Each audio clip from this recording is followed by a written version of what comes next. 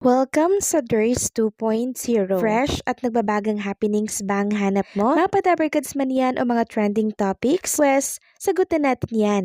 Kaya naman isubscribe nyo na ang ating channel para sa mga nagbabagang balita everyday. Welcome back again sa ating YouTube channel mga kadabarkads, and for today's video ang pag-uusapan natin ay tungkol sa mga importanteng kaganapan sa loob at sa labas ng Itbulaga.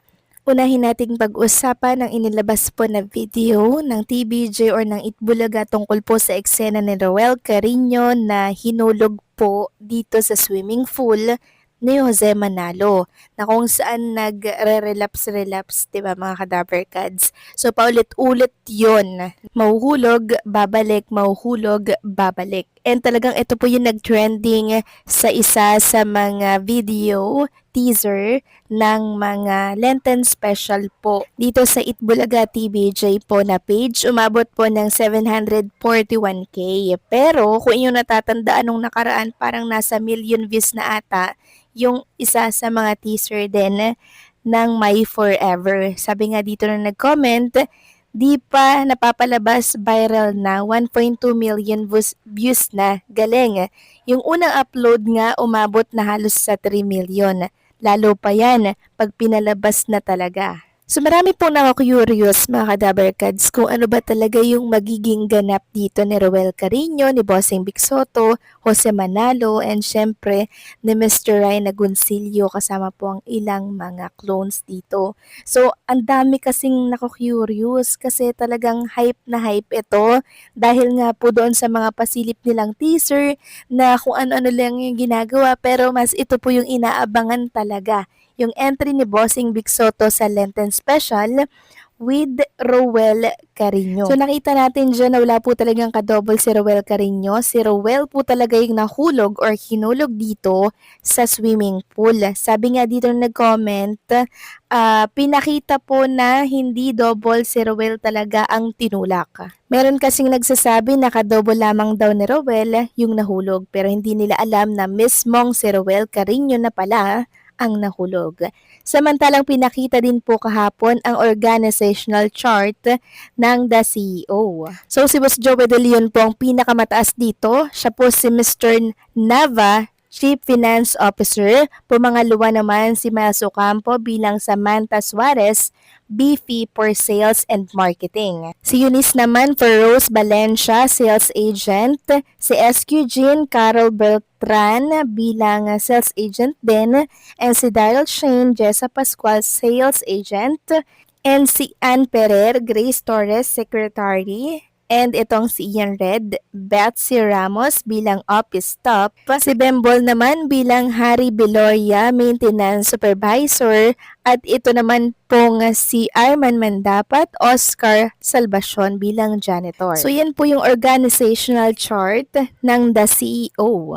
At makikita natin kung gaano po kalupit si Miles Ocampo dito po sa kanyang mga hawak na tauhan sa isang kumpanya. Samantalang next topic naman, pag-usapan naman natin ang tungkol dito sa pagdalaw po ni SQ Jean sa kanyang lola dito po sa sementeryo bilang 40 days nga naman ito. Sabi niya dito, I miss you lola, also lolo and papa. Naway lagi niyo po kaming gabayan, I love you po. And kung inyo mapapansin dito mga kadabarkads, naka-black po ng t-shirt sa SQ Jean with nakatatak na Itbulaga. So kahit hindi po natin nakikita sa SQ Jean dito po sa Itbulaga stage, proud na proud pa rin niyang ipangalandakan na parte pa rin po siya ng naturang programa. Samantalang next topic naman, pag-usapan naman natin ang tungkol dito sa naging statement ng isa po sa mga naging secret agent dito po sa The Age is Right. Sabi nga po niya, Nay, tay, nasa TV na naman ako ngayon. Another on my bucket list. Salamat, EB Dabarkads TVJ, Itbulaga TVJ. My heart is full again dahil nakasampa na naman ako sa stage ng Itbulaga. At this time, hindi lang ako pumapalakpak, may pa-solo TikTok moves pa. Huy! Salamat sa mga nanood at nagsisend sa akin ng mga screenshot at mga positive feedback. Cute ko, no? Isang karangalan talagang makatapak or makatungtong sa Itbulaga stage, mga Kadaber Cats. Sobrang nakaka-proud. Lalo na kung makakasama mo pa doon na sila Bossing Vic, 'di ba? Si Boss Joey at ang iba pang mga hosts ng Itbulaga. Samantalang next topic naman tayo, pag-usapan naman natin ang tungkol dito sa kumakalat na balita tungkol ito sa ABS-CBN at TV5 na kung saan ay muli po silang magsasanib puwersa. Ayon nga dito, ABS-CBN and TV5 reportedly reopen talks for a potential partnership revival including shows and co-production. So maraming nagtatanong bakit daw ito ay muling gagawin ng TV5 gayong 'di ba yung partnership nila ay naputol na. So nakita kasi ng TV5 at ng ABS-CBN yung naging epekto ng paghihiwalay nila ng TV5 sa kanilang mga programa. Talagang bumaba po, mga Kadaber Cats. Tingnan nyo na lamang po yung Totoy Bato. 1.3 something na lamang po yung nakukuhang ratings nito sa combined channel.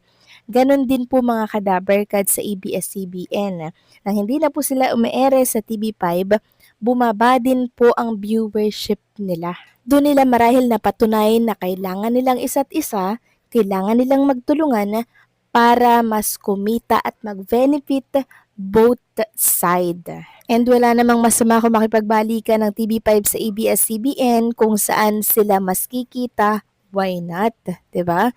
Samantalang pag-usapan naman natin ang tungkol dito sa isa pang napapabalita ngayon, ang pakikipagsanib puwersa ng EB producer dito di umano sa GMA Network.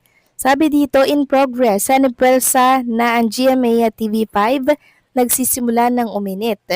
Nag-init na ang nalalapit na sanib puwersa, mainit pa sa paparating na tag-init sa bansa. Nararamdaman na natin ang alinsangan ng panahon ngayon pa lamang. Naramdaman ang unang bugso ng pagsasanib puwersa ng Kapuso at Kapatid sa guesting ni Andres Mulak sa GMA Showbiz program na Fast Talk. With Boy Abunda, finally mga artista ng Kapatid Network ay nakakatawid na sa Kapuso Network. Nararamdaman ang ikalawang bugso nito lamang nakaraang buwan kung saan tampok sa MVP Olympics ang mga Kapuso Star kasama ng mga kapatid sa sports event ng MVP Group of Companies na ginanap sa Smart Araneta Coliseum.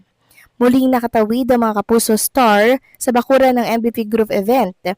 Isa itong malaking development dahil ibig sabihin ay may kaugnayan ng TV5 sa Sparkle, GMA Artist Center at napayagan ng GMA Management ang mga Kapuso Star na makilahok sa nasabing torneo.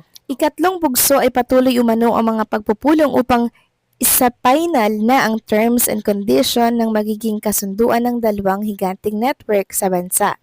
Hudyat na nga ito ng nalalapit na sanib puwersa, malamang ay susunod na rin ang content partnership ng dalawang higante anytime soon. So yun po ay mula po kay Telenews yung balitang yan, mga Kadaber Cats, no?